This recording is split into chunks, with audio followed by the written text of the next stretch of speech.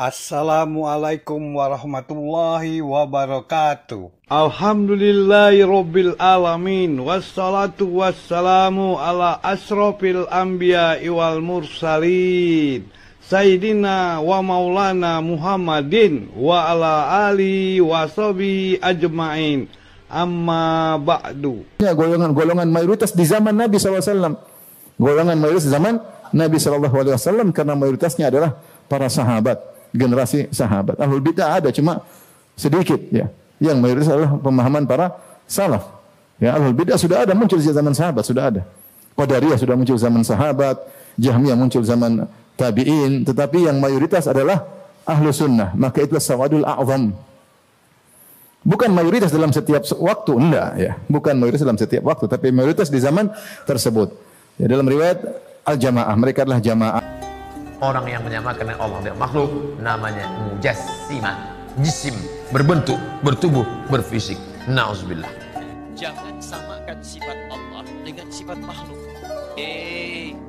Yang punya tempat itu makhluk. Setiap yang punya tempat atau rumah berarti lemah. Lihat Quran surat Al-Ankabut ayat 41. Perumpamaan orang-orang yang mengambil pelindung selain Allah adalah seperti laba-laba yang membuat rumah, dan sesungguhnya rumah yang paling lemah ialah rumah laba-laba sekiranya mereka mengetahui. Nabi SAW bersabda, al-jama'atu rahmah wal furqatu adzab. Berjamaah adalah rahmat, dan itu sangat logis. Bersatu adalah kasih sayang, rahmat ya. Dan al-furqatu adzab, dan perpecahan adalah adzab, adalah siksaan, penderitaan. Makanya hadis yang terkenal ikhtilafu ummati rahmah adalah hadis yang dhaif, hadis yang dhaif. Ikhtilaf umatku adalah rahmat adalah dhaif. Pertama dari sisi sanad dia dhaif, kedua dari sisi konten juga dia bermasalah karena kelazimannya kalau begitu perceraian, perpecahan adalah azab ya. Kalau perselisihan adalah rahmat, berarti perpecahan apa? Azab ya. Dan ini bertentangan hadis yang ini, hadis sahih, al jama'atu rahmah wal furqatu azab. Ya, jamaat adalah rahmat dari Allah dan perpecahan adalah azab.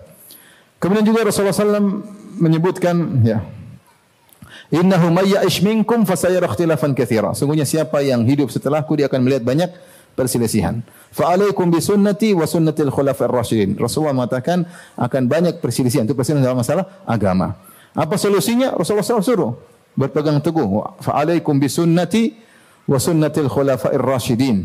Berpegang teguhlah dengan sunnahku dan sunnah para khulafa'ir rasyidin. Addu 'alaiha bin nawajidh, gigilah dengan geraham kalian.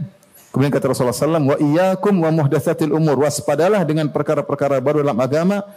Fa inna kulla muhdatsatin bid'ah wa kulla bid'atin dhalalah. Setiap perkara baru dalam agama adalah bid'ah dan setiap bid'ah adalah kesesatan. Demikian juga Rasulullah SAW bersabda dalam hadis yang dianggap sebagai salah satu mukjizat Nabi SAW, disebut dalam Dalailun Nubuwah, yaitu hadis iftiraqul ummah. Kata Rasulullah SAW, iftaraqatil yahudu ala 71 firqah. Sungguhnya Yahudi terpecah menjadi satu golongan. Wa iftaraqatin nasara ala 72 firqah. Nasara terpecah menjadi 72 golongan. Wa sataftariqu hadhil ummah ala 73 firqah. Umat ini akan terpecah menjadi 73 golongan. Kulluha finnar illa wahidah. Semuanya di neraka kecuali satu.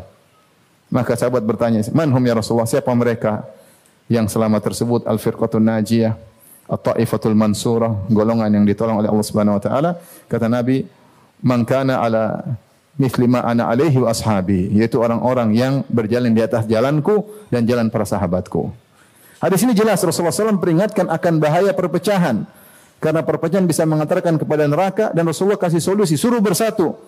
Bersatu di atas apa? Mithli ma ala mithli ma kana ana alaihi wa ashabi. Al-yaum, yaitu man kana ala mithli ma ana alaihi al-yaum ashabi. Orang-orang yang berjalan di atas yang aku sedang jalani sekarang dan para sahabatku, yaitu manhajus salaf. Disuruh untuk mengikuti manhajus salaf. Ya. Dalam sebagian riwayat dikatakan hum sawadul a'zam, golongan yang mayoritas. Maksudnya golongan mayoritas di zaman Nabi SAW. Golongan mayoritas di zaman Nabi SAW karena mayoritasnya adalah para sahabat, generasi sahabat. Ahlul bid'ah ada cuma sedikit ya. Yang mayoritas adalah pemahaman para salaf. Ya, ahlul bid'ah sudah ada muncul di zaman sahabat, sudah ada. Qadariyah sudah muncul zaman sahabat, Jahmiyah muncul zaman tabi'in, tetapi yang mayoritas adalah ahlu sunnah. Maka itulah sawadul a'zam. Bukan mayoritas dalam setiap waktu, enggak ya. Bukan mayoritas dalam setiap waktu, tapi mayoritas di zaman tersebut. Ya, dalam riwayat al-jamaah, mereka adalah jamaah, yaitu yang berada di atas al-haq. Hadis-hadis seperti ini juga banyak ya. Bahwasanya Rasulullah SAW peringatkan akan bahayanya bercerai-berai ya. Dan secara umum syariat menyuruh kita untuk bersatu dalam segala hal, sebisa mungkin bersatu. Makanya semua, saya sering sampaikan, semua perkara yang bisa mengantarkan persatuan disyariatkan. Semua perkara yang bisa mengantarkan persatuan disyariatkan. Contohnya seperti kalau ketemu salam, ya, berjabat tangan, ya. Senyum adalah ibadah, senyum adalah sedekah. Ya. Ini semua, kemudian jangan tajasus, ya. Ini semua menambah kepada persatuan. Saling memberi hadiah, tahadu tahabu. Saling beri hadiah maka saling mencintai, ya. Saling mengunjungi, ya. Wajibat mahabbati, ya, maka wajib kecintaanku kepada orang-orang, setiap yang saling menziarahi karena Allah, saling bertemu karena Allah. Semua hal yang bisa menumbuhkan persatuan disyariatkan oleh Allah Subhanahu wa taala. Di antara juga syariat kita, salat berjamaah, ya.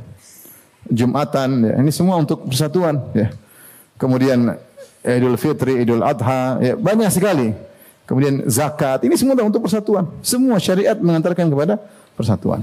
Sebaliknya semua yang membuat perpecahan maka dilarang oleh Nabi SAW. Dilaranglah tajassus, dilaranglah namimah, dilaranglah ghibah, dilaranglah qati'atur rahim, memutuskan silaturahmi, ya. Dilaranglah najwa tanaji, saling ngomong-ngomong, orang lain tidak ada ngomong. Semua yang bisa mengantarkan kepada perpecahan dilarang. Dilarang membeli di atas pembelian orang lain, dilarang melamar di atas lamaran apa? Orang lain, dilarang macam banyak hal yang dilarang, ya. Rasulullah wala tabaghadu wala tadabaru, jangan saling membenci, jangan saling bertolak belakang. Wa kunu ibadallahi ikhwana, jadi kalian saling bersaudara. Syariat menganjurkan untuk memaafkan, bagaimana keutamaan memaafkan. Kalau ada perselisihan yang mulai memberi salam itu dimuliakan oleh syariat. Semua perkara kembali kepada innamal mu'minuna ikhwah. Rasulullah SAW yang berkata, masalul mu'minina fi tawaddihim wa ta'atufihim wa tarahumihim kamathal jasadil wahid. Perumpamaan kaum mukminin dalam saling mencintai, saling menyayangi, saling mengasihi seperti jasad yang satu. Idza syaka minhu udhun tada'a lahu sa'irul jasadi bil humma was sahar. Kalau ada satu anggota tubuh yang sakit, semua merasakan demam dan tidak bisa tidur, ya. Rasulullah SAW mengatakan al-mu'min lil mu'min kal bunyan yashuddu ba'dahu ba'dhan. Satu mukmin dan yang lainnya seperti bangunan, saling menguatkan di antara mereka, ya. Al-mu'min mir'atun li akhihi, seorang mukmin adalah cermin bagi saudaranya, ya. Cermin bagi saudaranya. Saudaranya kalau melihat kesalahan temannya maka dia nasihat. Terlalu banyak, ya.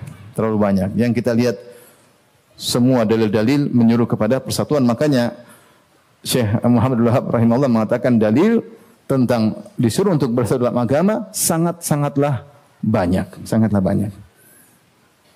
Siapakah orang asing itu? Tentunya satu golongan ke surga, yaitu al-jamaah, orang yang mengikuti sunnah Rasul, memperbaiki sunnah Rasulnya. Kita tidak mengingkari takwil. Takwil itu boleh kalau ada dalilnya. Paham? Tadi sudah disebutkan, Ibn Abdul Hasan Asy'ari mengatakan tidak boleh membawa hakikat kepada majaz illa bi hujjah, kecuali ada apa? Dalilnya. Orang yang menyamakan dengan Allah dengan makhluk namanya mujassimah. Jisim, berbentuk, bertubuh, berfisik. Nauzubillah. Jangan samakan sifat Allah dengan sifat makhluk. Yang punya tempat itu makhluk. Setiap yang punya tempat atau rumah berarti lemah. Lihat Quran surat Al-Ankabut ayat 41.